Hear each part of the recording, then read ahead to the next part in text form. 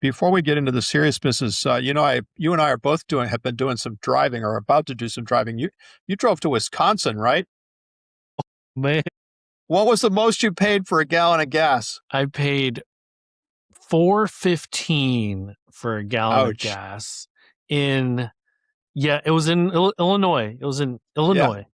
Yeah. We were just talking about this. I picked this moment in our history to take a long road trip to St. Pete, Florida, and then to Charleston, South Carolina. And I remember we did this similar trip right after Russia invaded Ukraine and gas prices went to the moon. And I think it was 2022. And I remember seeing stickers on the gas pumps. Joe Biden did that, right? Pointing to the price. Let's just say I'll be interested to see if there are any similar stickers this time around as we're all pumping $4 plus gas into our SUVs.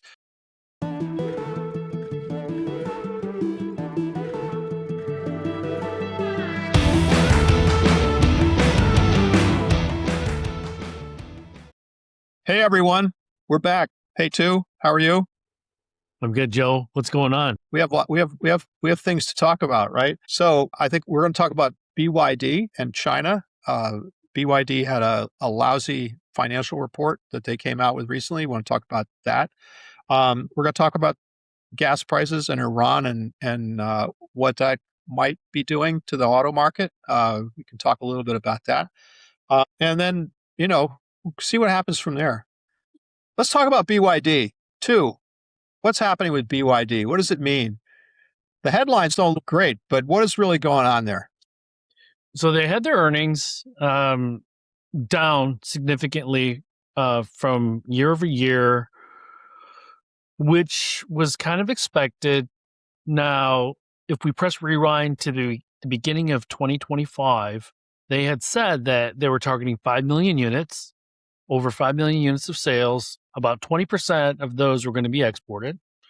Okay. Clearly going to jump over that hurdle of being the largest BEV maker in the world. Because last year in 2024, they technically didn't outsell on the BEV side Tesla. Okay. Right. And we got into year 3 or 3 of the price war in China. In middle of 2025, the Chinese government was like, no involution, cut out this price war, because what we found out when we peeled layers of the onion back was that BYD and others were holding payment to tier 1s and tier 2s and tier 3s for 60, 90, 120 days to hold on to that cash. Mm-hmm. And the Chinese government was like, okay, this system's not going to work. It's going to explode if you guys don't cut it out, stop these price wars. And so what we've seen is a dial down the intensity. Now, you and I know there's always going to be downward pressure on pricing in China just because there's so many brands, so much competition, so much capacity. Yes. And whether people want to acknowledge that or not, that's the reality for the China market. And yes, we should also note that we're talking probably 75, 100% over capacity. Okay. So in a market of 28 million units, you can assume that there's probably about 50 million units of capacity, at least in the China market. So the pressure is always going to be down on pricing and then exporting. But the exporting mechanism has only really begun within the last 5 years. And so BYD has really, really been one of the companies, along with Chery, along with the Geely, along with GM, to a lesser extent, that have really taken advantage of that mechanism. Well, and Tesla. Yeah, and Tesla. And for Tesla now, it's going to be even more acute for them to ship out of Shanghai Giga in 2026 because they don't have any refreshes lined up. They don't have any new products lined up for the China market. And so we're likely going to see Tesla sales in China go down again this year. But back to BYD, they ended up at 4.6. Profit was down and competition was more intense. Geely actually has the number 1 BEV in China. It's called the Xingyuan. It's about a $10,000 car, where BYD was the specialists for quite some time. So Wang Chuanfu got on stage earlier this year and said, we are behind. We are behind technologically, but we have 120,000 engineers that are going to get us up front. 3 weeks ago, they got up on stage. They launched a new blade battery, more efficient blade battery. Right. And We then they talked about launched that. Yeah. 1.5 megawatt chargers. And so to talk about just the volume numbers, because you can look at the profits, and we won't get too much into the profit side of it, but they ended up at 4.6 million. 20% of those were exported. And so I want to look at this and reflect a little bit. In 2019, BYD sold 400,000 cars globally. So in the last 6 years, they've grown almost 10x every year. Yeah. Yeah. Which is a Okay. lot. So on a It's base a lot of 400, organizationally. Yeah. To handle. so this is the things that I think are really important to kind of pull out of the growth is that on a base of 400,000, it's easy to grow 100%. It's easy to grow 75%. On a base of 4.6 million, it's very, very tough to get to double digit growth.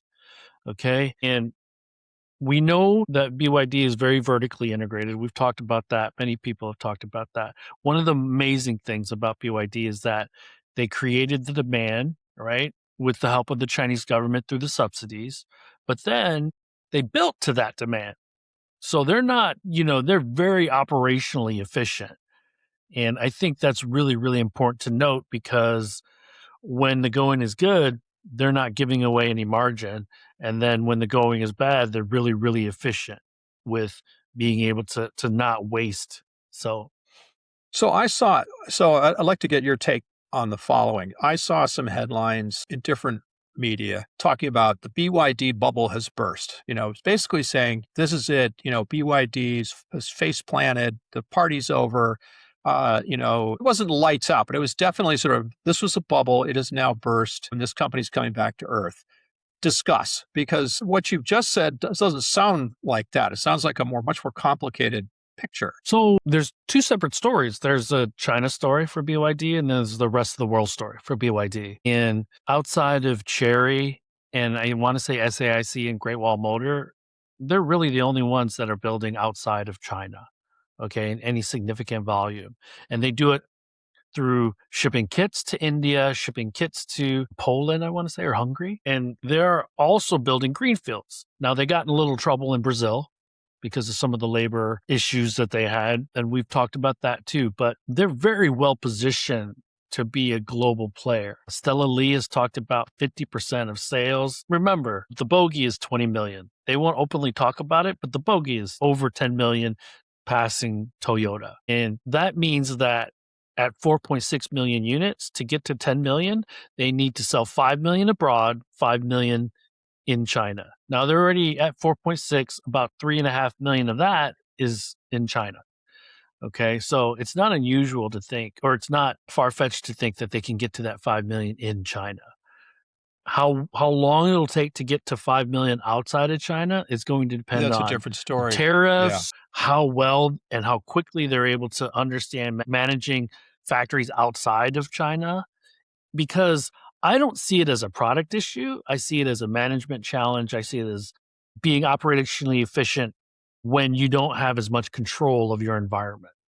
That was actually so. You answered one of the questions I had. Is this a product issue? I mean, is this where and Wang Chongfu has said, well, we're behind. I mean, is this a product issue where they took their eyes off the ball somehow, or got distracted by the price war and failed to see something important in the way the market was developing, or is it that's just the CEO saying, look, we got to step it up. I mean, and honestly, I want you to talk about this. It's not just, I mean, BYD had a lousy quarter relative to its recent past, but they didn't, as I understand it, they didn't go all the way into the red. They're not hemorrhaging No. cash. And in fact, several of their competitors in the Chinese EV sector also have started reporting profits, right? I mean, so this is a group of companies. I mean, here we are in the United States where all but one of the electric vehicle producers loses money on EVs, right? I mean, and in the case of Rivian and Lucid, it's just unbelievable amounts of money on a per car basis. But in China, these companies like NIO, Xiaomi, So the they're three earning most money. recent, Yeah, the three most recent: Leap Motor, which is 20% owned by Stellantis, Xpeng, and then Neo. Okay, so there was that narrative that nobody makes money. Now we're talking about accounting profitability. We're not really talking about putting a lot of money in the bank profitability, but nonetheless, Just start. that's a win. That's a win. Yes. Yeah. Whereas in the West, that might last several quarters because of the nature of the Chinese vehicle market. That might last 2 quarters. And if you're not refreshing your vehicles and your products every 10 to 12 months, this is what happened to BYD. They're a victim of their own success, Yeah. quite frankly, a little bit, because in order to get fit, Geely, Chery, Wuling, which is a GM brand, and Baojun, they all had to get better products at the $10, $12, $14,000 price point, which is the best thing about that win for the Chinese consumer. The second thing is that because BYD was so relentless, it created this standard that it seems like it's impossible to keep up. So They're certainly difficult while making money. I want to stay just on this subject for just one or two more beats, because I think last week or the week before, I can't remember now. Last week or the week before, I started the high speed rodeo by saying, China speed is the new lean production. In other words, the speed with which these Chinese EV companies, or actually a lot of Chinese companies, but let's just talk about the auto sector, because that's what we know, or I know. The speed with which Chinese EV companies bring new technology and new models to market and the new products, it's a new way of doing business. And it does seem like the Chinese auto market's brutal, but it's a crucible for becoming super competitive. Kind of the way in which, different story, we're not going to go through all the history, but what made Toyota and Honda great was that they had to learn how to operate and be successful in a Japan of the 1950s, 60s, and 70s that had comparatively little capital and little in the way of resources, certainly compared to the United States or Europe. And so they learned how to make their vehicles happen with half the capital, half the labor, half the footprint. That's the lean production formula. China seems to be, they're on a different book now. It's not the machine that changed the world. It's something new. And I do wonder if that, for all the trouble that BYD is going through, the fact that they have to compete in that environment makes them a stronger company, assuming they get it right and can continue to stay profitable. one thing that I will point to that I think was a great piece, and going to get a chance to listen to it if you haven't yet, is Keith Bradsher, who's the Beijing bureau chief for the New York Times. He was interviewed last week for the New York Times podcast. And he talked 20 minutes, a lot about their advanced manufacturing and how it's been built out. And one of our constraints is we have unions that don't allow for automation or a ton of it in a short period of time. And one of the ways that the Chinese are able to gain efficiencies is because they have a highly, highly automated manufacturing process, or at least many of the OEMs in China do. And I think that's quite an advantage for them from a cost standpoint, because the tooling and the robots are expensive, but when it's amortized over 4.6 million units, that's a lot easier pill to swallow. And one of Yeah, the problems with a Rivian and a Lucid is that they can barely get out of 50,000, 40,000, 30,000 cars in a year, let yeah, alone. and that's just not, yeah, and that's subscale doesn't really do it justice. I mean, and look, I say that even though I'm a fan of Rivian's product, I'm a fan of Lucid's product. I mean, but Rivian's product, they have an office right up the road here. I like what they're trying to do, but you're right. I mean, at current scale, it doesn't work, and they know that. I mean, that's why they're trying to increase their scale. I read the print article that Keith did. Okay. And by the way, I mean, a lot of people listening to this probably know who Keith is, but he worked in Detroit many years ago and did some really terrific work, somewhat at my expense, on the safety problems with Ford SUVs. But hats So off to you him. guys are competitors, I guess. Yeah, well, A little yeah, bit. yeah. But I have an enormous amount of respect for Keith, and he's been in China a long time. So, but he can put two and two together when it comes to the auto industry and manufacturing, because he understands how it works here in the United States. He certainly understands how it works in China. I read his article. I was honestly scared, not by anything. Well, scared at what he reported, because you're right. I mean, he basically said, look, if you think that tariffs are going to keep Chinese products of any kind, of all kinds, out of global markets, guess again, because they're dropping their cost per unit basis. It's what you said. They're dropping their cost per unit basis, their manufacturing costs. And oh, by the way, they're automating away labor that by and large, and you'll correct me, right? By and large is still paid less on a per hour basis by far than most Western, certainly the US or Germany. So it's not like their labor costs, but human labor costs are some outrageous burden. It's just that Right. they're right. I mean, but they're automating anyway at a far faster and more aggressive pace, because they can drop the cost of production, increase the pace of production, and really take the lead in manufacturing. I mean, this is another podcast because I want to come to some other stuff, and hopefully we can get Keith on to talk about this. If you're sitting here in the United States, right, and you're saying, oh, tariffs are going to help bring back manufacturing, that's a lot more has got to happen for that to work out, because the pace at which China is advancing is pretty alarming.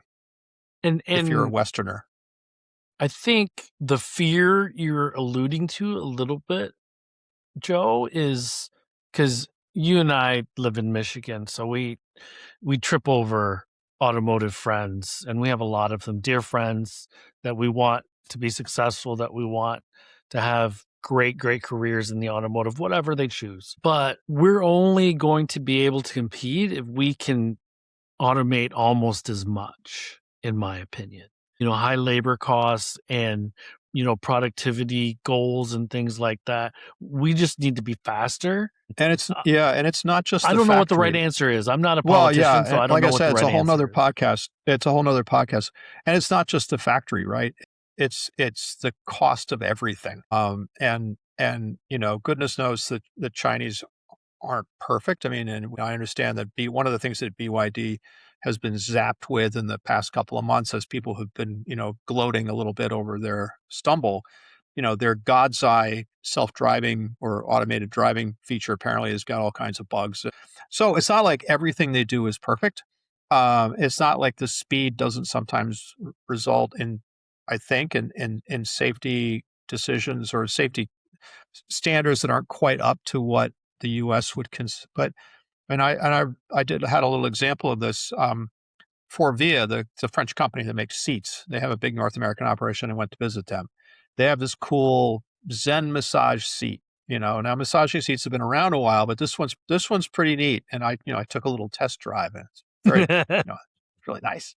They showed this thing. They showed this seat. It wasn't, apparently it was an R&D project. They didn't necessarily have an OEM customer, or at least not a lead one yet. They took it to the Shanghai Auto Show in the spring of 2025. I think it was IM Motors had somebody there and said, "We want that. We want that." And went, well, great. When? End of the year, November. We're launching. Get it ready. And Forvia did it. And I talked to a couple of the engineers who were there and had some involvement with this project. There's probably a lot of people involved with the project. And they said, yeah, I mean, it would take 3 to 5 years to get a new seat into a Western OEM or US OEM program. This company did it in 7 months. And, no, they didn't do the same level of validation and safety engineering, double checking. And hopefully that doesn't backfire on the company and Forvia or the customers. But even if you say, well, 7 months, that's ridiculous. You can't have that. Between 7 months and 5 years, right? Somewhere in between there is what you have to have. And it's just a little example, but it goes to the point that you were making, I think that Keith is making about, you're automating not just the production, but the engineering, the validation. It's all Prototyping, the prototyping. simulations, Yeah. yeah. And time is money. Time is money. So yeah. And the one thing that I think is really important to point out about stuff like that is they would argue that the West is over-processed, over-policed, over-regulated, and over-engineered, okay? Now, again, to your point, in 10 years or 7 years, is there some major tragedy that happens with a bunch of cars? Who knows? But what I do know is that I don't know if BYD is going to have a 3-year long warranty, $2 billion warranty issue. I don't know if, so these legacy automakers, they want to lean into, what, they're cutting corners, blah, blah, blah. But guess what? You guys are taking your damn time to come out with new products, and they're still shipped with bugs.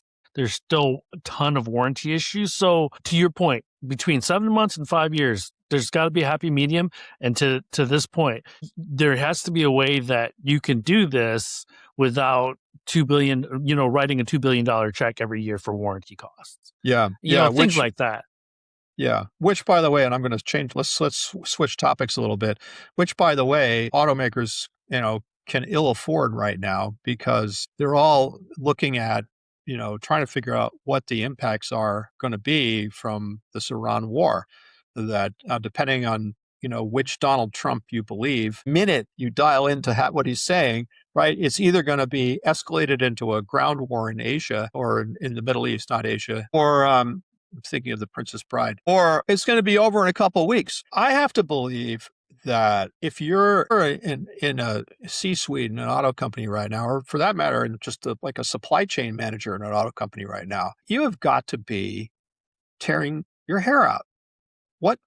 I mean, before all this started, there was enough trouble with tariffs and with uncertainty around product and the dynamic. But with this, it seems like there's a lot of effects that aren't even clear yet, and we don't even know what they're going to be. But the uncertainty level has got to be just through the roof. You know how automakers are kind of made up. The sourcing team must be leaning on the capital markets team to hedge because every plastic part that they have uses petroleum. So it's not just at the end of the day, I fill up a tank at $5 a gallon. It's every single piece that you touch is pretty much, yeah. And so they normally have contracts that say if inflation goes up this or commodity costs go up by this percent, you eat until you get to this percentage, and then we add to the piece price. And so the sourcing guys must be tearing their hair out because they know that piece cost is only going to go up across the board, probably on every commodity that they buy. And companies like GM, what they normally do is they have 3 categories: chemical, which is plastic, electronic, which is like the tracks and the motors and e-motors, and then mechanical. And every single commodity within those 3 categories, the prices have gone up effectively. Yeah, no, I see. That's right. And it took me a little bit, not forever, but it took me a little bit to kind of fully appreciate the kind of nooks and crannies of the supply chain that are going to be affected by the disruption of energy out of this, through the Strait of Hormuz. I did not know, but I know now that the Gulf states who are not able to ship natural gas and not able to ship product out of the Straits of Hormuz are a huge supplier of helium, which is used not only in party balloons, but it's also used as right. It's also used in the process of making semiconductors. I guess it's a coolant, right? Who knew? Well, if you knew, a lot of people knew. I now know, and you wonder, well, did the administration know? Because that's been disrupted. Diesel prices, just come back to a somewhat more kind of, gnarly example. Transport costs, right? The diesel has just gone over. It's well over $5 a gallon. That's not what it was when people were writing their transport cost estimates and their contracts for, carrying, hauling trailers full of parts from one place to another. Bills are going to come for that. I mean, it just seems like before February 28th, people were worried about the tariff impact, $35 billion worth of tariffs levied on the U.S. auto industry. Who was going to chow down on that, and how is that going to get passed along? And the suppliers, the suppliers are screaming at the OEMs are beating up on suppliers.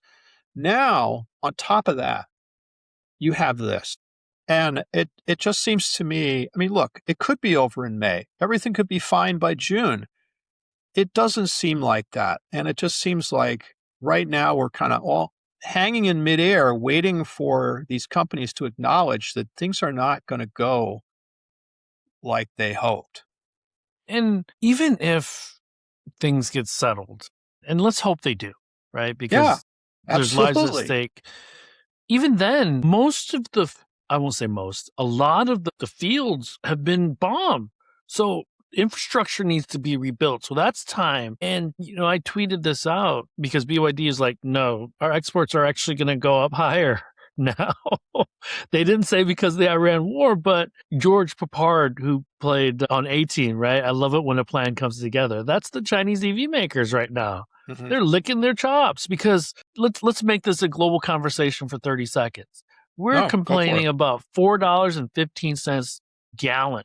It's like €4 a liter in Europe. Yeah, no, I know. I'm aware that when Americans complain about $4 plus gas, that the Europeans and frankly people in most parts of the world or many parts of the world are just saying you're such snowflakes.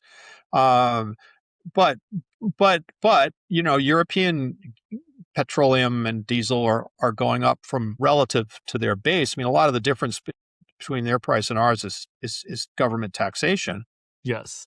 which is fine. That's the policy they've taken. But the base upon which they tax is also going up, just as it Yeah. is for us. Yeah, so it's still So painful. for the American viewers, liter or a gallon takes almost 4 liters. Yeah, So we're talking $15 gallon in Europe and likely almost that much in China.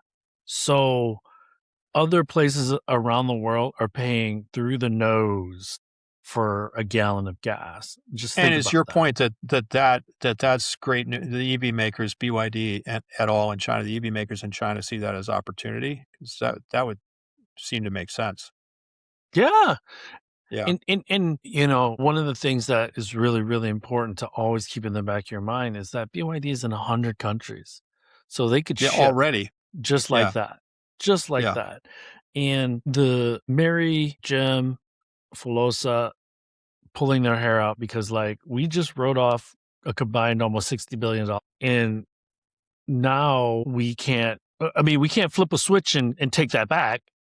yeah. So like, Yeah, no, absolutely. And I was trying to think this through in my Substack this week. I mean, there's definitely going to be winners and losers, even if the best outcome, and this all gets settled peacefully tomorrow or tonight after we're done. But there's definitely going to be winners and losers. And I agree with you. I mean, look, again, Stellantis. I understand they're in the middle of a kind of a reboot of a reboot. Antonio Filosa just got there. He's just took over. He's trying to re-engineer this thing and fix a lot of stuff that was done that went off the track. Right. They almost no sooner cancel their PHEV programs in the United States. They bring back the V8 Hemi and do all this stuff sort of predicated on no regulation of fuel economy or essentially no regulation of fuel economy and CO2, which was delivered by Trump, and stable gas prices under $3 a gallon. Well, you still have the no regulation part, but now you have essentially, and I call it, I mean, it's a carbon tax. I mean, politicians in this country have gone around and around saying, well, we ought to have a carbon tax. Of course, they're never going to vote for it. Well, they have it now. It's $1 a gallon carbon tax. It's actually steeper than a lot of the advocates of a carbon tax would have called for. So let's see what yeah, happens, right? I mean, it'll take a while. I was listening to a Cox Automotive call, and their analysts and economists were saying it's going to take 6 months before you really see a significant shift in consumer buying trends. Boy, I mean, maybe it'll take that long, but I no, I remember think, during the financial crisis when gas prices went up really sharply for reasons I can't understand to this day. Boy, I'll tell you what, people stopped buying big trucks almost immediately, which is one of the reasons why the Detroit companies, or two of the Detroit companies, GM and Chrysler, went into bankruptcy. so one thing the audience should really pay close attention to over the next, let's assume that the Iran war goes on for a while. Over the next 4 to 6 weeks, does GM, Ford, Stellantis put money on the hood for their big Ram trucks, for their big Or Sierras? SUVs. Yes, because that's likely going to happen in order to subsidize a price reduction effectively. Willing to keep the factories running. Yeah. Yeah, and so the damned if you do, damned if you don't scenario right now. And I'm going to be on the ground in about a month, about 3 weeks, 3.5 weeks in China. So I'll get a better idea of how optimistic a lot of the Chinese EV makers are. One thing that I did want to draw your attention to, Joe, was that Toyota and GAC have a joint venture together, and Toyota launched a sedan, BZ7.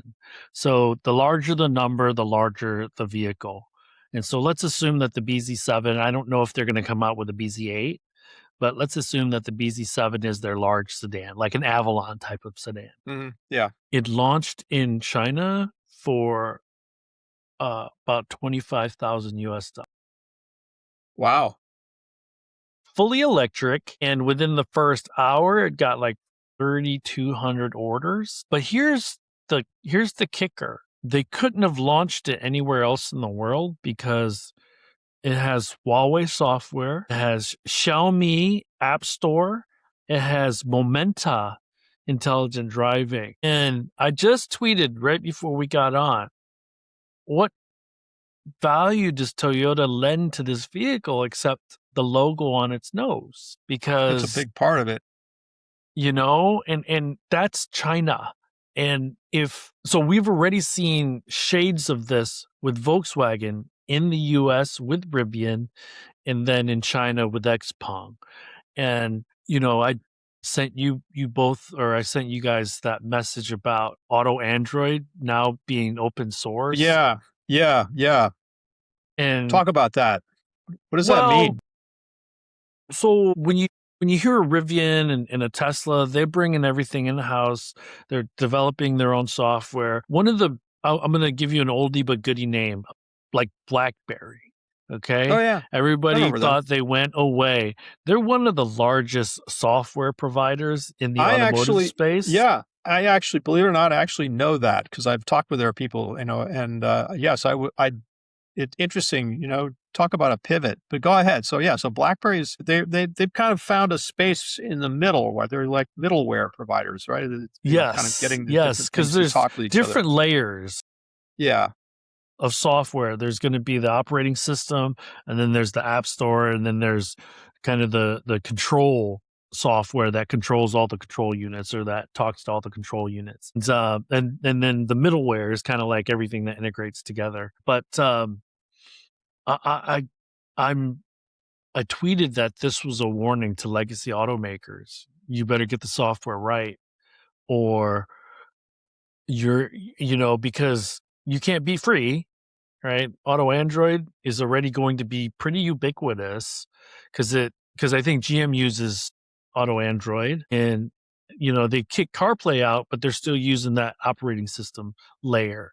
Okay, and there's a difference between CarPlay and Android Auto from the App Store standpoint, and then the operating system. Those are different things. Apple's already created this digital display that Porsche uses for its front console. And, I have to remind everybody that these are trillion-dollar companies at best right now. And I haven't looked at the share price or the market cap in a while, but GM was an $80 billion company as of 3 or 4 weeks ago. It's about right. So yes. That's a rounding error for NVIDIA. So even Toyota, which last I checked was somewhere in the 200 billion, is by far the most valuable of the legacy automakers. Next stop is Tesla. Yeah, I mean, even Toyota's a bit of a mouthful for even one of the big software companies, but it's still a fraction. But the scale of the big digital platform companies and NVIDIA relative to the automakers is just not in the same league. One last thing I'll mention that you might not have seen was that Sato got in front of all of his suppliers in Japan, I think recently, and said, if we don't change, we will not be in business in the future. Yeah.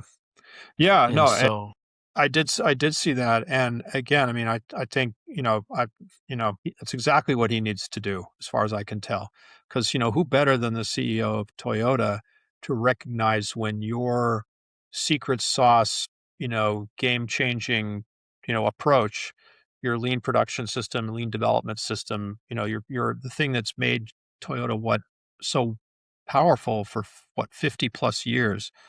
Who better than him or his people to know when, you know, the game has changed and their secret sauce, isn't so secret anymore and isn't as relevant. It's still relevant, but it's not as relevant. And I mean, I do wonder, Rivian, and again, this may be completely wrong-headed, but Rivian is making, a lot of money. I think they just got a clearance, essentially hit a benchmark hit a, a Hurdle. performance benchmark hurdle. Thank you, to get another $1 billion from Volkswagen for software for their software. Great, and they need the money. But I looked at this Android Auto thing, and I guess my first thought was, well, if Google is going to essentially give away open source, big chunks of what you need to have a software defined upgradable. I like the word upgradable better because it's just some more vivid to me. An upgradable, car. If they're going to give that away, where do companies like Ribbon and Lucid that are trying to sell their software skill, where's their value now? Maybe it's in integrating all this stuff, but it just seems like a threat across the board to automakers. Well, and then if we're really kind of forecasting this out by 10, 15, 20 years, let's assume that building a car becomes really commoditized because of the Chinese, because of advanced manufacturing, and because of the increased simplicity of a battery pack, a gigacasting front end, a gigacasting rear end, and a top hat that the only differentiation is the software you flash in it because they're all screens. And so, the value add really becomes our data, what we can extract from that data and wring from it in order to sell Joe White a new service. And so, because what's really important to also keep in mind is that first of all, ChatGPT raised $122 billion. That was just today, right? Or yesterday, right? Within the last day. Yes. Yeah. And at an $800 billion valuation. So car companies, are they even going to be part of a conversation at all? Because they can't play in that space, not like that. No, I mean, Tesla theoretically can, Tesla theoretically can. It'll be interesting to see. I know the SpaceX IPO, we're not going to go too deep into this, but just make this point. The SpaceX IPO is happening sometime soon. Could have happened as we speak, for all I know. But at any rate, it's going to happen sometime soon. And that and the things that Musk has been talking about,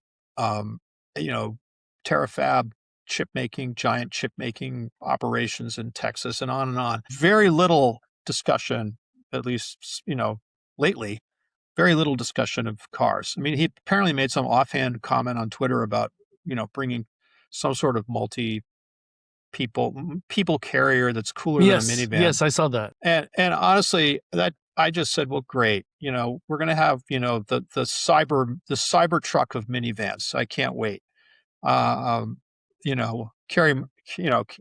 anyway, it just seems like manufacturing is a nuisance. So yeah, it's a nuisance. Anyway, so even he, I think, has decided that maybe you're right, that it's time to go try something new, put data centers out in space rather than try to keep in touch with this. Well, so a couple of program notes for me anyway. One, we're recording this probably a day before Tesla drops their deliveries. And I just said no one's going to care, but people will care. So it'll be interesting to see what happens with their deliveries and kind of how people respond to that, right? And then, yeah, I mean, I think it's going to be. Here's what I'm watching when it comes to the war. I'm watching, sales of hybrids and EVs. Hybrid market share has been growing faster than any other powertrain, even before all this got started. But it seems to me that if you're Toyota and as you say, the EV companies in the United States market and probably the European market as well. This is a chance to really gain share. So let's see what that happens. I'm going to be watching the used EV market. Okay. I think that's a topic we should come back to, and I think we will come back to. All of a sudden, people have realized there are a lot of EVs that were leased in 2023, 2024, and they're all starting to come back to market. A lot of them, most of the analysts seem to think that a lot of these EVs are going to be deeply underwater in terms of their value in the marketplace relative to the residual value. Bad news for the banks, but great news for consumers. So, it'll be interesting to see if that actually starts, if people say, yeah, $4 a gallon gas, I'm going to buy a used EV. That's what I'm going to buy. So we'll see. And then I think you hit a good point, which is, do we see discounts on trucks and SUVs? Do we see, any kind of suggestion that demand is pausing for those products? So that's what I'm going to be watching for the next few weeks while I'm road tripping around the southern United States, griping about how much I'm paying to fill up my Jeep. So one of the reasons we decided to have an evening, because you're about to go on an extended vacation, one in. Now we might do another one and with a guest host until you come back, but we'll hold that off. One thing, since you're talking program notes, is we might as well tell everybody, although not many are actually going to be there, we're going to the Mackinac Policy Conference. Yes, we are. And so that's May, what is the date? 26th, right? I think May 26th. Yes. So we're working with the Mackinac Policy Conference organizers to build a program, and we're really looking forward to it. I think it's going to be fun, and there's a lot of people there who know a lot, and we'll hopefully get a few of them on our podcast. And hopefully we'll hear more rumors about who the senators are going to be, who the next governor is going to be, what they're Do we have to? what they're going to be campaigning on to reset Michigan. And I think you and I are co-moderating a private panel with some executives, so I'm looking forward to that. But Joe, safe travels, sir. Don't get too sunburned in Florida, especially now that it's springtime in Michigan for at least today and tomorrow. Yeah. I stocked up on sunscreen. Okay. And everyone, we will in the least talk to you in about 2.5 weeks. But if not, I'll try to get some special guest hosts maybe for the next week. So again, Joe, safe travels. I will talk to you on DMs. Thanks. All right. All right. Thanks, everyone, for joining. Bye, everyone. Thanks.